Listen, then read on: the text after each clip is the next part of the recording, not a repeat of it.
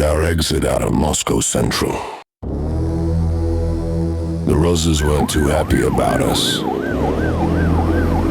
tanking that tank, so they tried to pull us over for a little chat. Not today, lads. We've got a rendezvous with Maya and Cricket to find out how the fuck they managed to kill Princess. When we met up, they said she was a muppet anyway, and that the explosion did everyone a favor. That didn't ease the headache of us having to deal with Eprickski, who will find out one way or another that we were responsible for his little girl being blown up. Maya didn't kill the captors of Princess, so it was a given that they'd grass her up at some point. So before the shit really hit the fan, she volunteered to go and kill him. She reasoned that it was her fuck-up that caused this mess, so it was on her to sort it out once and for all. Before leaving, she said, "Oh yeah, Pedro. If you ever call me a dickhead again, you're gonna die for the second time. Not even joking."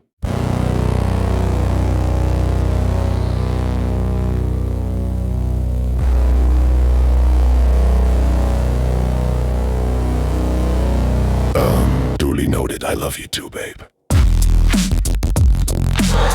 Next on the bucket list of errands to run was sorting the baby daddy problem Elvis has on his hands. Time to deal with them prick and a third son. Luckily for us, Eprick, the tight as fuck billionaire, knows we're in Moscow and has decided to cut corners instead of hiring a proper hit squad to deal with us for robbing him and most importantly melting his fist of fury heirloom. He sent them prick in the air to his empire. Third prick to handle his dirty work, gonna be total carnage as we're ready and waiting.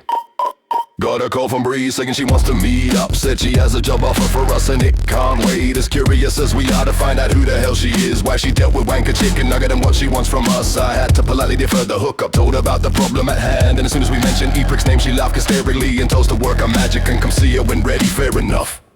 Reasonable lady.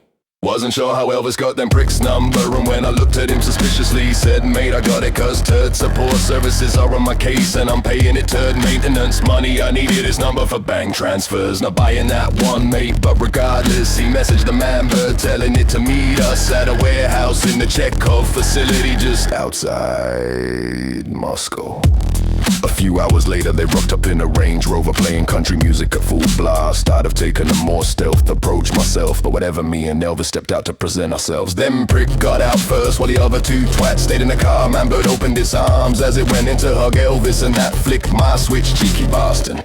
I dropped it with a peach of a punch, and that's when it all went batshit crazy. Pug prick jumped out holding two Uzi submachine guns and let loose. It empty two mags while aiming at us, but cause he's got eyes and look at two different postcodes at the same time. Every single bullet missed. I was stood in shock, but Elvis took a double tap to the cranium. It felt like he'd done this before. I was both impressed and a bit unnerved by it. We decided to make a quick exit, so we jumped in a Range Rover only to realize Third Prick was there in a booster seat. So we decided to shit-nap him and figure out whether to do the two flush crush death by domestos or to use him as a way to get more money out of Eprick. Whatever we decide to do, it's gonna have a shit ending.